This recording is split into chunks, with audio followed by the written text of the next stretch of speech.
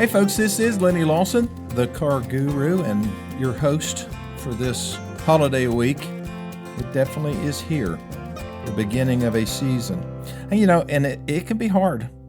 It really can. Those who have experienced loss and disappointment, heartache, separation, there's all kinds of emotions come with it.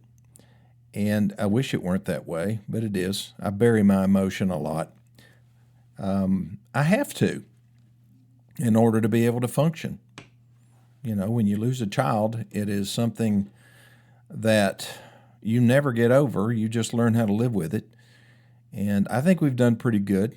In the last 15 years, trying to survive the loss of my 27-year-old son. It still hits. There's pictures all around me in my house in different places, and I see him multiple times, and sometimes it's just like a picture, and I move on, and other times it just is like getting hit with a sledgehammer. And the holidays can do that to us, and I think we have to acknowledge that, and also acknowledge what we can do to help others in this period of time. Now, I was thinking about this. I was going down the road, headed to the dealership, and I'm traveling at, I guess I was probably doing the speed limit, which is 45 miles an hour on the main 4-lane out here. Should be 55, but I'm not going to talk about that. But I'm hurtling down the road at 45, and I'm controlling this 5,000-pound F-150 with the very bottom of my foot and my toes and the fingers on my left hand. And that kind of power underneath, I think people don't appreciate that kind of power, what we are responsible for, and how just little movements of our hand, adjustments to our feet, can make a big difference in the direction and the, I guess, what we run into or don't run into, how we avoid accidents and so forth. That power to me is equivalent to the power that we have as humans to have a positive impact on other people. We do not have to do something dramatic. Sometimes it's just a hello or a smile or just a nice greeting, and I've been thinking about you, a phone call. I was at Powell's the other day, one of their few indoor restaurants. I think there are only two. Powell's is a drive-through chain for those of you not from this area. But if you are from this area, everybody knows what Powell's is. But all of them are drive-through except the one in Greenville and the one in Kingsport, the original one. And so I was in the one in Greenville, and I was going in there to get some tea for me and my wife. And after they handed me my tea, I'm over there putting sweet and low in it, which is a tradition. And I look over, and there's this girl walking towards me. And you can't help but notice it, folks. She has no legs. She's got 2 prosthetics. Now, she's walking as if she does have legs. She's become very good at it. But there's no leg from the knee down. And then I looked up at her, and she pulled her hand out of her pocket. She also had no hand. But she looked straight at me and no expression on her face. And I said, "How you doing?" And I smiled at her. And she smiled back and said, "I'm doing fine."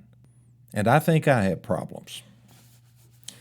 I have a friend, a very close friend, somebody that I've known for 40 years that has terminal brain cancer. And he goes to our church. And I just decide, what can I do? What can I do for him? And so I thought about it, and I said, you know what I'm going to do? I'm going to take my guitar over to his house, and I'm going to play some music for him and do a little sing-along. Songs from the 70s. And I sent him a text, and I said, would you like that? He said, I would love that. Come on over. So I went over there. And as I was coming in through the front door, his wife was leaving. She had somewhere else to go, so it was just me and him. And I sat there. We talked for a little bit and talked about what he was going through. He's very positive, very optimistic. He's doing the treatments and so forth. But, from what I've read and what I know, the prognosis is not good. But, he's fighting it, and he's positive about it, and he's smiling. He showed me his scar on his head where they took the tumor out. And then I just sat down and I said, okay, let's escape. And first song I did was Take It Easy from the Eagles. And he was just singing right along with me, and we just had the best time. We sang James Taylor music and Bob Dylan. We did Almost Heaven, West Virginia with John Denver. I've got quite the portfolio of songs that I've just learned over the years. And I'm what you call a closet guitar picker. And I've done it selfishly, mostly for myself, but I do play in church and stuff like that occasionally. But this was it's just one of those things, and it meant a lot to him. I know it did. And it meant more to me, though. Well, I say that. It meant a lot to me. Let's just put it that way. Not because I was doing it, because of what I saw it was doing for him. And so, we're coming up on Thanksgiving. My Thanksgiving show is going to be with my two daughters. And we're just going to talk cars and life and everything else, so that'll be coming up on Thursday. But I don't know. I felt compelled to say this and share this. It's easy to get caught up in so much of the holidays, decorating, buying presents, wrapping presents, fixing food. All of that is important. And what makes it important is we're with those people that we love. But there are a lot of people out there right now that don't feel loved. And it's our responsibility as fellow human beings and Christians and whatever you are to show a little love. Share a bit of yourself with somebody else who needs it. And you may feel uncomfortable doing it. I know I did a little bit, even though I've known this guy for a lot of years. It was, I felt a little bit uncomfortable, but not once I got started. Not once I saw the look on his face and saw him singing along with me. Nope. That was exactly where I needed to be. So it's not big things that we need to do. Sometimes it's just little things, little adjustments, a little bit of extra gas, little adjustment on the steering wheel. Sometimes it can make a huge difference in somebody's life. Okay, I'll be back in just 1 minute.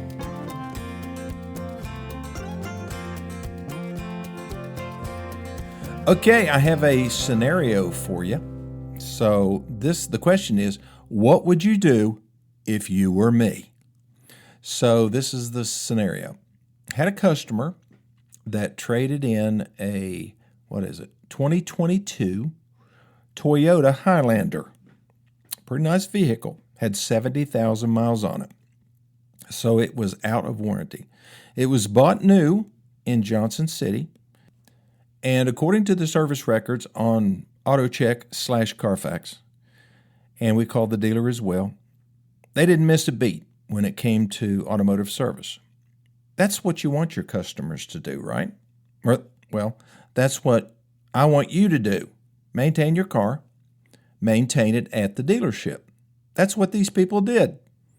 Well, they drove to Greenville and traded it on a new Nissan Pathfinder, as a matter of fact.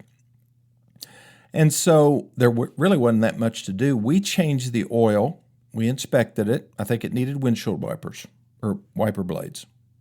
We replaced those and rotated the tires. The tires had good tread, detailed the car, put all of our required labeling, the FTC sticker, in the window, and parked it out there on the used car lot.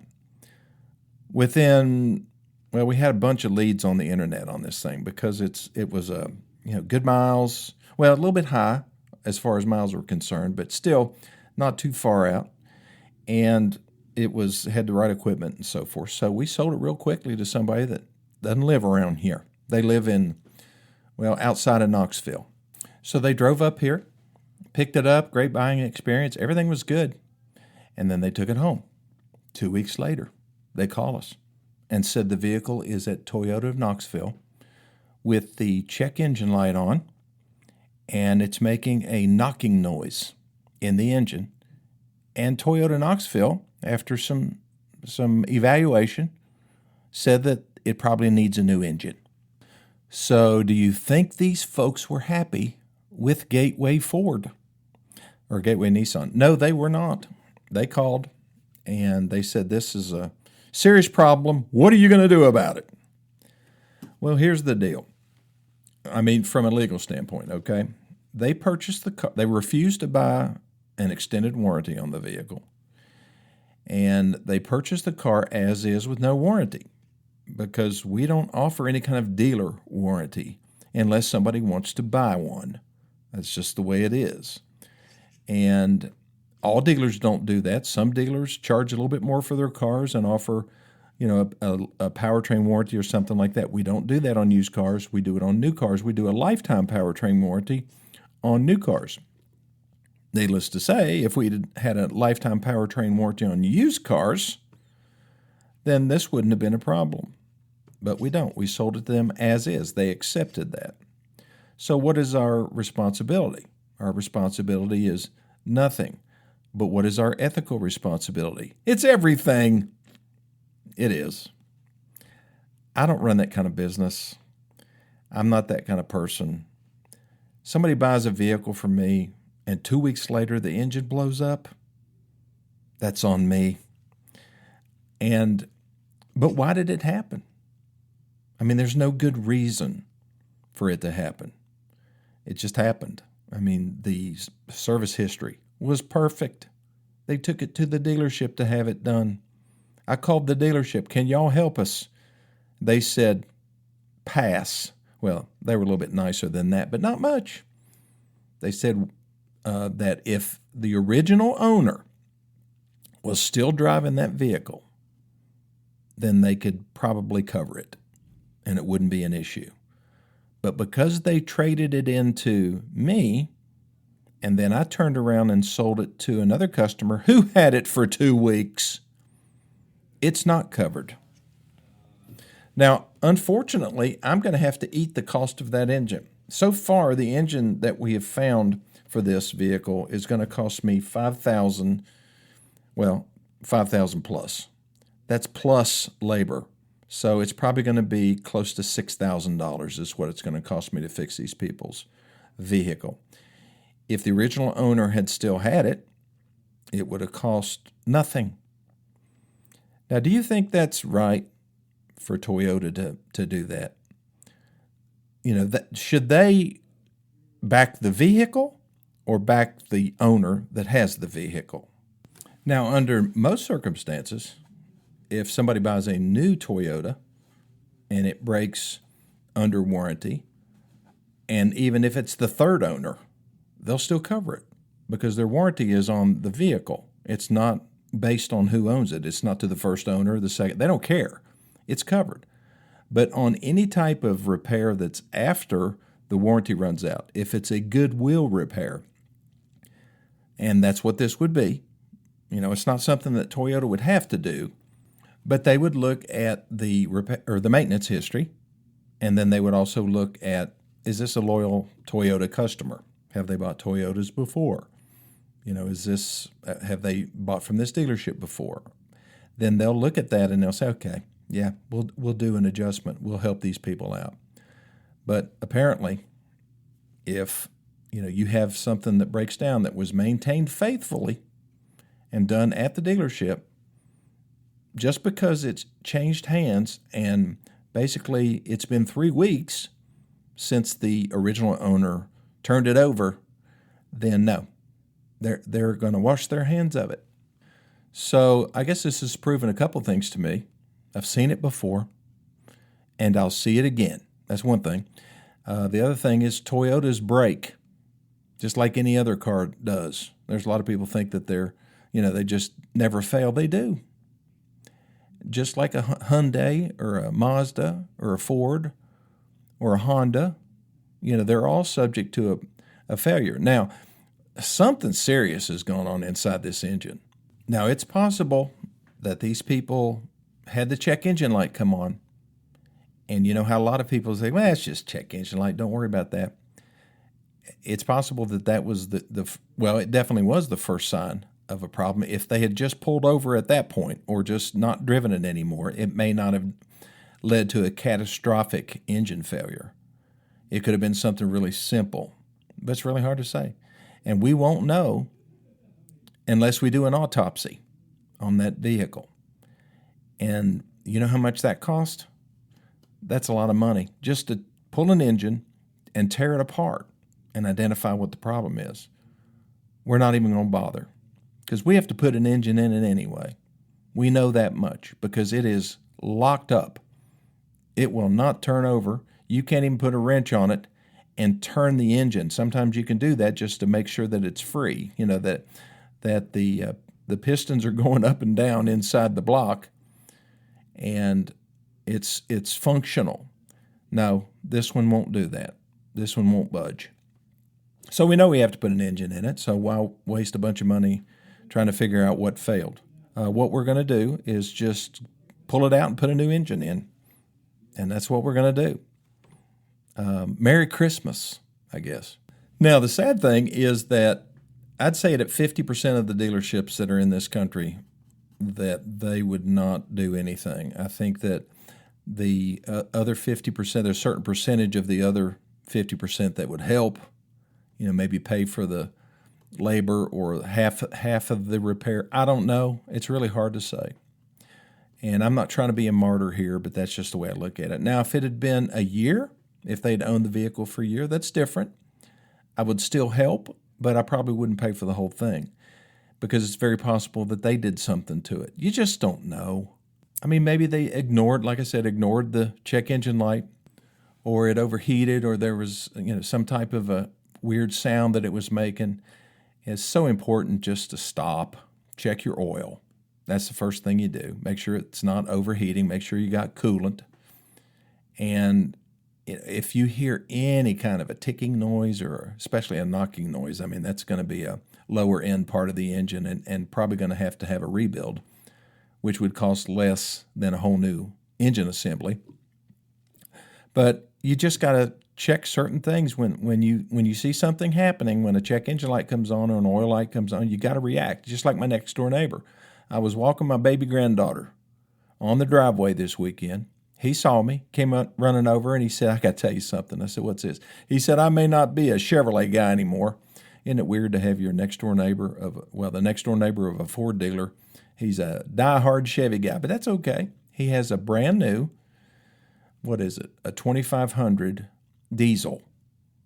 And because he got a free oil change from a dealership in Knoxville, he drove it down there. And they changed his oil. He's driving back. Stopped at Buc-ee's to fill up with gas and get a sandwich. Came back out, was driving on his way to Greenville, and all of a sudden the oil light comes on. Not good. He's smart enough to know he needs to pull over. He pulls his dipstick out. It doesn't even reach the dipstick. Now, the car was hot, so he let it sit there for a few minutes.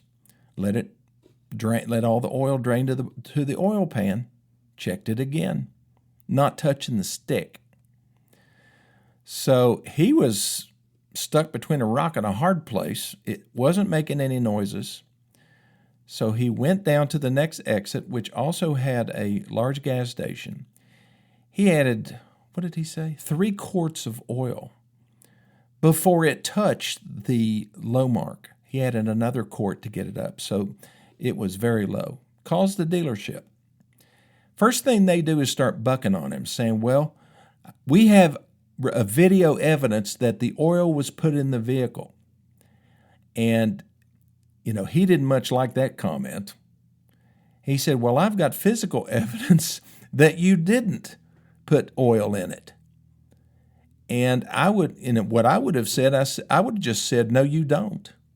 There's no way you have video evidence, because a lot of dealers record the stuff that they do, I guess, to avoid situations like this. I don't know.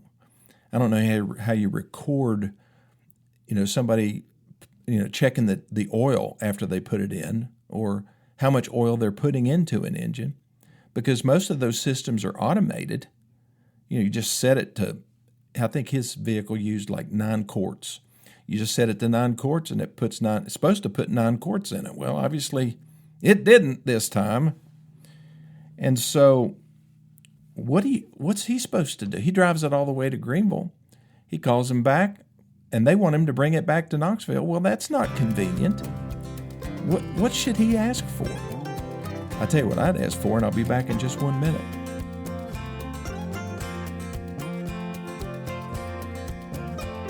Okay, I am back. No, I wouldn't ask for a new truck.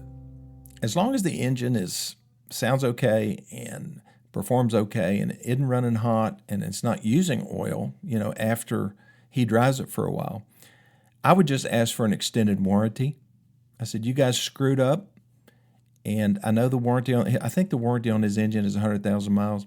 I'd ask him to put an additional 50,000 miles on it or something, and it would be paid for by them through a GM or some other company, an aftermarket warranty company or something. Because long-term consequences, I don't know. I mean, it could be fine, but you just don't know. So my number one recommendation to anybody is when you get your car home, I don't care if it's a new car or a used car, when you get home, park it on level ground, let it get cool, and check your oil. Because it is not uncommon. Well, it's not unheard of. It's not common, but it's not unheard of for even new cars to be a little shy on oil. Now, folks, if you live somewhere else, that means it doesn't have quite enough oil in it. So check it. But absolutely, when you get your oil changed, I don't care if it's at a new car dealership or a Jiffy Lube place, when you get it home, let it cool down and check your oil. You should know how to do that after listening to this show for all these years. Just pull the dipstick out, wipe it off, stick it back in, pull it back out again, and look at it and see where it is on the mark. And if it's low, if it's under the full mark and you just had it changed, there's a problem and they need to know about it.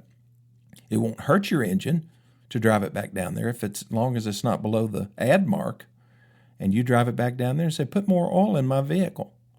And they should do it. And they should give you a coupon for your next free oil change.